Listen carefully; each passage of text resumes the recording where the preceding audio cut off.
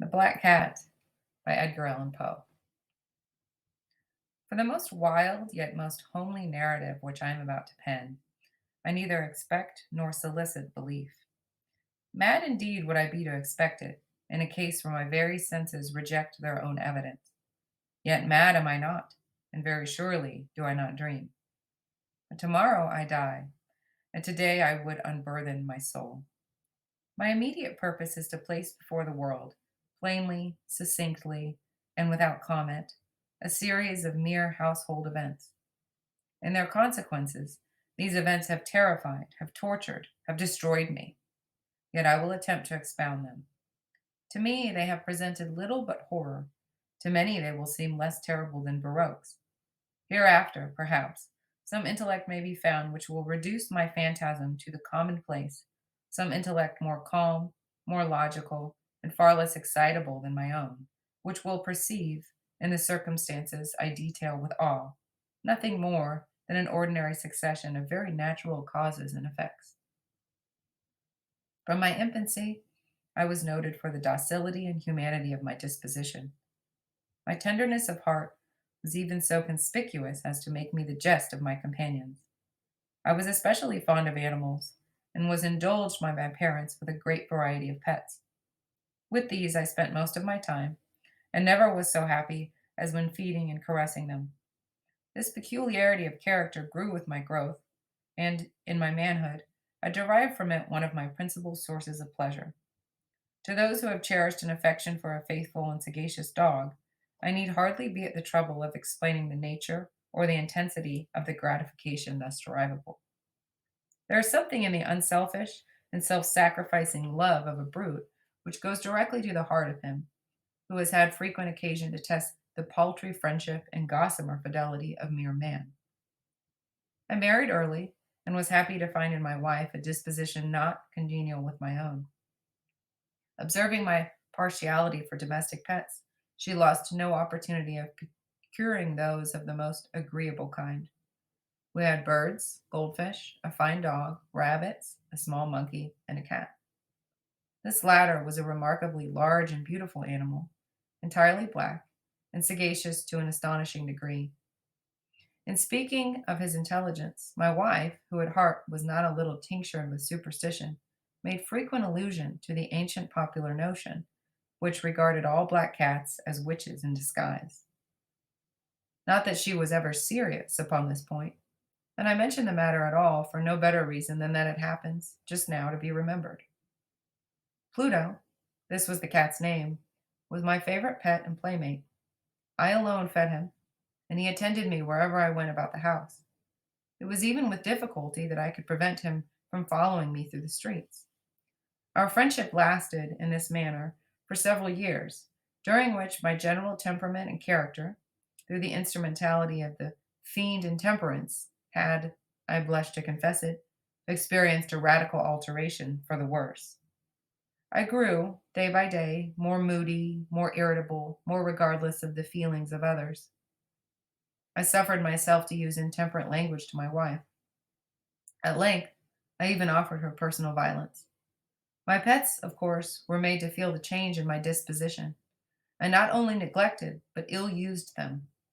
For Pluto, however, I still retained sufficient regard to restrain me from maltreating him, as I made no scruple of maltreating the rabbits, the monkey, or even the dog, when by accident or through affection they came in my way.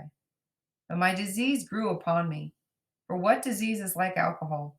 And at length, even Pluto, who was now becoming old, and consequently somewhat peevish, even Pluto began to experience the effects of my ill temper. One night, returning home, much intoxicated, from one of my haunts about town, I fancied that the cat avoided my presence. I seized him, when, in his fright at my violence, he inflicted a slight wound upon my hand with his teeth. The fury of a demon instantly possessed me. I knew myself no longer. My original soul seemed at once to take its flight from my body, and a more than fiendish malevolence, gin nurtured, thrilled every fiber of my frame. I took from my waistcoat pocket a penknife, opened it, grasped the poor beast by the throat, and deliberately caught one of its eyes from the socket. I blush I burn, I shudder, while I pen the damnable atrocity. When reason returned with the morning, when I had slept off the fumes of the night's debauch, I experienced a sentiment half of horror, half of remorse for the crime of which I had been guilty.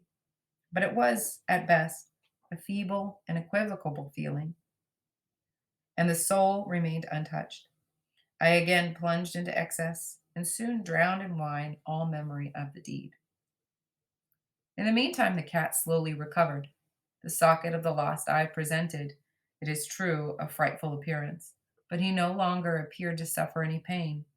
He went about the house as usual, but, as might be expected, fled in extreme terror at my approach. I had so much of my old heart left as to be at first grieved by this evident dislike on the part of a creature which had once so loved me. But this feeling soon gave place to irritation, and then came, as if to my final and irrevocable overthrow, the spirit of perverseness. Of this spirit, philosophy takes no account. Yet I am not more sure that my soul lives than I am that perverseness is one of the primitive impulses of the human heart, one of the indivisible primary faculties or sentiments which gave direction to the character of man. Who has not, 100 times, found himself committing a vile or a silly action for no other reason than because he knows he should not? Have we not a perpetual inclination, in the teeth of our best judgment, to violate that which is law, merely because we understand it to be such? This spirit of perverseness, I say, came to my final overthrow. It was this unfathomable longing of the soul to vex itself, to offer violence to its own nature, to do wrong for the wrong's sake only, that urged me to continue and finally to consummate the injury I had inflicted upon the unoffending brute. One morning, in cool blood, I slipped a noose about its neck and hung it to the limb of a tree, hung it with the tears streaming from my eyes and with the bitterest remorse at my heart, hung it because I knew that it had loved me, and because I felt it had given me no reason of offense, hung it because I knew that in doing so I was committing a sin, a deadly sin, that would so jeopardize my immortal soul as to place it, if such a thing were possible, even beyond the reach of the infinite mercy of the most merciful and most terrible God. On the night of the day on which this cruel deed was done, I was aroused from sleep by the cry of fire. The curtains of my bed were in flames. The whole house was blazing. It was with great difficulty that my wife, a servant, and myself made our escape from the conflagration. The destruction was complete. My entire worldly wealth was swallowed up, and I resigned myself thenceforward to despair.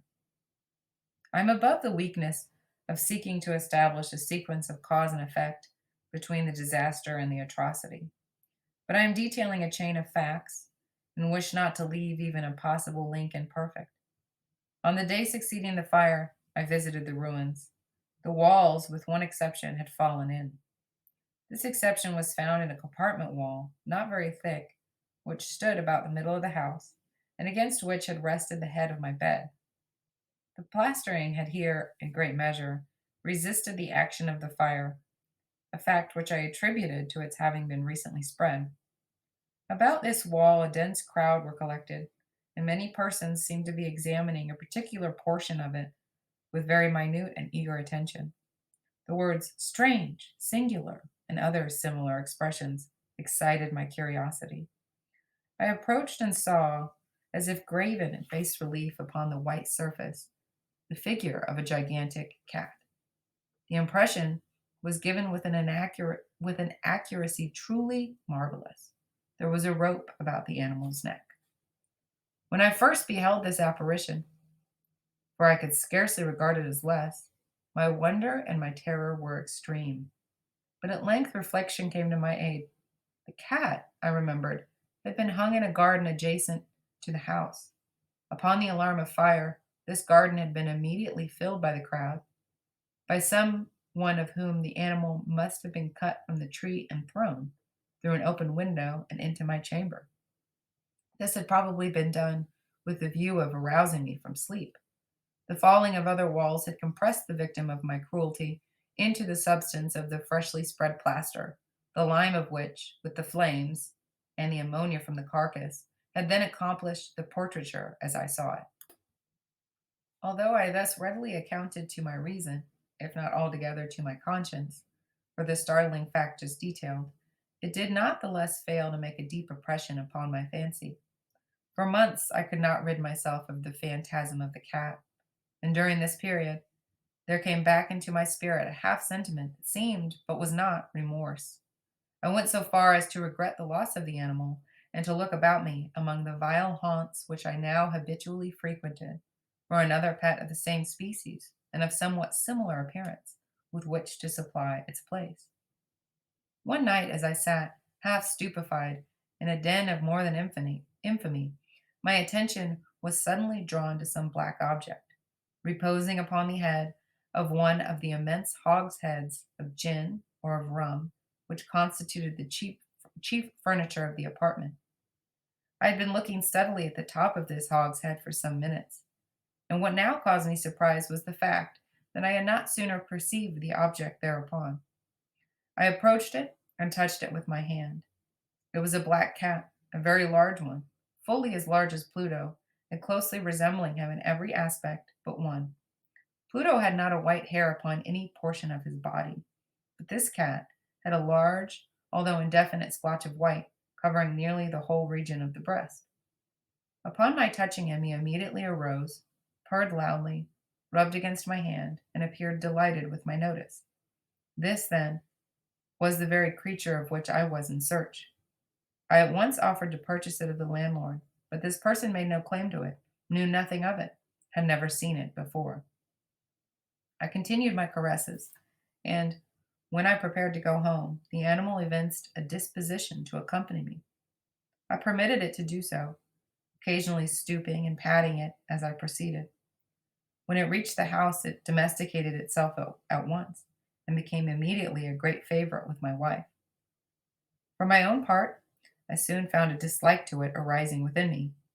This was just the reverse of what I had anticipated, but I know not how or why it was. Its evident fondness for myself rather disgusted and annoyed. By slow degrees, these feelings of disgust and annoyance rose into the bitterness of hatred. I avoided the creature, a certain sense of shame, and the remembrance of my former deed of cruelty preventing me from physically abusing it. I did not, for some weeks, strike or otherwise violently ill use it, but gradually, very gradually, I came to look upon it with unutterable loathing, and to flee silently from its odious presence, as from the breath of a pestilence. What added, no doubt, to my hatred of the beast was the discovery, on the morning after I brought it home, that, like Pluto, it also had been deprived of one of its eyes. This circumstance, however, only endeared it to my wife, who, as I have already said, possessed in a high degree that humanity of feeling which had once been my distinguishing trait, and the source of many of my simplest and purest pleasures. With my aversion to this cat, however, its partiality for myself seemed to increase. It followed my footsteps with a pertinacity with which it would be difficult to make the reader comprehend. Whenever I sat, it would crouch beneath my chair, or spring upon my knees, and covering me with its loathsome caresses. If I arose to walk, it would get between my feet and thus nearly throw me down, or, fastening its long and sharp claws in my dress, clamber in this manner to my breast. At such times, although I longed to destroy it with a blow, I was yet withheld from so doing, partly by a memory of my former crime, but chiefly, let me confess it at once, by absolute dread of the beast. This dread was not exactly a dread of physical evil, and yet I should be at a loss how otherwise to define it. I am almost ashamed to own, yes, even in this felon's cell, I am almost ashamed to own that the terror and horror with which the animal inspired me had been heightened by one of the merest chimeras it would be possible to conceive. My wife had called my attention, more than once, to the character of the mark of white hair, of which I have spoken, and which constituted the sole visible difference between the strange beast and the one I had destroyed. The reader will remember that this mark, although large, had been originally very indefinite, but by slow degrees, degrees nearly imperceptible, and which for a long time my reason struggled to reject as fanciful, it had at length assumed a rigorous distinctness of outline. It was now the representation of an object that I shuddered to name, and for this, above all, I loathed and dreaded, and would have rid myself of the monster had I dared. It was now, I say, the image of a hideous, of a ghastly thing, of the gallows. Oh, mournful and terrible engine of horror and of crime, of agony and of death! And now was I indeed wretched beyond the wretchedness of mere humanity, and a brute beast, whose fellow I had contemptuously destroyed, a brute beast to work out for me a man fashioned in the image of the high God, so much of insufferable woe. Alas! Neither by day nor by night knew I the blessing of rest any more. During the former, the creature left me no moment alone, and in the latter, I started hourly from dreams of an unutterable fear to find the hot breath of the thing upon my face, and its vast weight, an incarnate nightmare that I had no power to shake off, incumbent eternally upon my heart. Beneath the pressure of torments such as these, the feeble remnant of the good within me succumbed. Evil thoughts became my sole intimates, the darkest and most evil of thoughts. The moodiness of my usual temper increased to hatred of all things and of all mankind, while, from the sudden frequent and ungovernable outbursts of a fury to which I now blindly abandoned myself, my uncomplaining wife, alas, was the most usual and the most patient of sufferers. One day she accompanied me, upon some household errand, into the cellar of the old building which our poverty compelled us to inhabit. The cat followed me down the steep stairs, and, nearly throwing me headlong, exasperated me to madness. Uplifting an axe, and forgetting in my wrath the childish dread which had hitherto stayed my hand, I aimed a blow at the animal, which, of course, would have proved instantly fatal had it descended as I wished. But this blow was arrested by the hand of my wife. Goaded by the interference into a rage more than demoniacal, I withdrew my arm from her grasp and buried the axe in her brain. She fell dead upon the spot without a groan. This hideous murder accomplished, I set myself forthwith, and with entire deliberation, to the task of concealing the body. I knew that I could not remove it from the house, either by day or by night, without the risk of being observed by the neighbors. Many projects entered my mind. At one period, I thought of cutting the corpse into minute fragments and destroying them by fire. At another, I resolved to dig a grave for it in the floor of the cellar. Again, I deliberated about casting it in the well in the yard, about packing it in a box, as if merchandise, with the usual arrangements, and so getting a porter to take it from the house. Finally, I hit upon what I considered a far better expedient than either of these. I determined to wall it up in the cellar, as the monks of the Middle Ages are recorded to have walled up their victims. For a purpose such as this, the cellar was well adapted. Its walls were loosely constructed, and had lately been plastered throughout with rough plaster, which the dampness of the atmosphere had prevented from hardening. Moreover, in one of the walls was a projection, caused by a false chimney or fireplace that had been filled up, and made to resemble the rest of the cellar. I made no doubt that I could readily displace the bricks at this point, insert the corpse, and wall the whole up as before, so that no eye could detect anything suspicious. And in this calculation I was not deceived. By means of a crowbar, I easily dislodged the bricks, and having carefully deposited the body against the inner wall, I propped it in that position, while with little trouble I relaid the whole structure as it originally stood. Having procured mortar, sand, and hair with every possible precaution, I prepared a plaster which could not be distinguished from the old, and with this I very carefully went over the new brickwork. When I had finished, I felt satisfied that all was right. The wall did not present the slightest appearance of having been disturbed. The rubbish on the floor was picked up with the minutest care.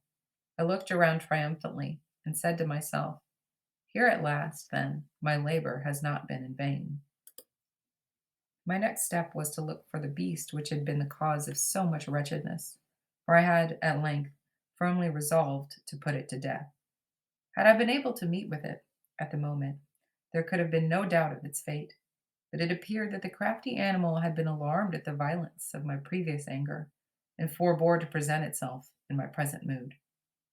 It is impossible to describe or to imagine the deep, the blissful sense of relief which the absence of the detested creature occasioned in my bosom. It did not make its appearance during the night, and thus for one night at least, since its introduction into the house, I soundly and tranquilly slept. I slept, even with the burden of murder upon my soul. The second and the third day passed, and still my tormentor came not. Once again I breathed as a free man. The monster in terror had fled the premises forever. I should behold it no more. My happiness was supreme. The guilt of my dark deed disturbed me but little. Some few inquiries had been made, but these had been readily answered. Even a search had been instituted, but of course nothing was to be discovered. I looked upon my future felicity as secured. Upon the fourth day of the assassination, a party of the police came, very unexpectedly, into the house, and proceeded again to make rigorous investigation of the premises. Secure, however, in the inscrutability of my place of concealment, I felt no embarrassment whatever. The officers bade me accompany them in their search. They left no nook or corner unexplored. At length, for the third or fourth time, they descended into the cellar. I quivered not in a muscle. My heart beat calmly, as that of one who slumbers in innocence. I walked the cellar from end to end. I folded my arms upon my bosom and roamed easily to and fro. The police were thoroughly satisfied and prepared to depart. The glee at my heart was too strong to be restrained. I burned to say if but one word by way of triumph, and to render doubly sure their assurance of my guiltlessness. "Gentlemen," I said at last, as the party ascended the steps, "I delight to have allayed your suspicions. I wish you all health and a little more courtesy. By the by, gentlemen, this is a very well constructed house." In the rabid desire to say something easily, I scarcely knew what I uttered at all. "I may say an excellently well constructed house. These walls, are you going, gentlemen? These walls are solidly put together." And here, through the mere frenzy of bravado, I rapped heavily, with a cane which I held in my hand, upon that very portion of the brickwork behind which stood the corpse of my wife, the wife of my bosom. But may God shield and deliver me from the fangs of the arch-fiend.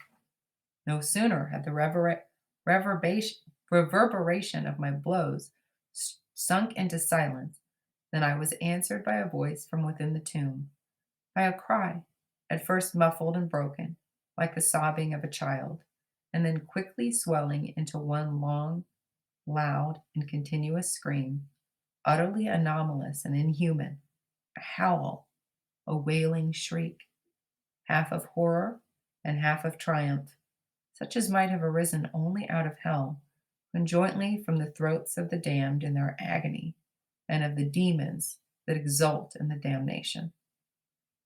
Of my own thoughts it is folly to speak. Swooning, I staggered to the opposite wall. For one instant the party upon the stairs remained motionless, through extremity of horror and of awe. In the next, a dozen stout arms were toiling at the wall. It fell bodily. The corpse, already greatly decayed and clotted with gore, stood erect before the eyes of the spectators. Upon its head, with red extended mouth and solitary eye of fire, sat the hideous beast whose craft had seduced me into murder, and whose informing voice had consigned me to the hangman. I had walled the monster up within the tomb.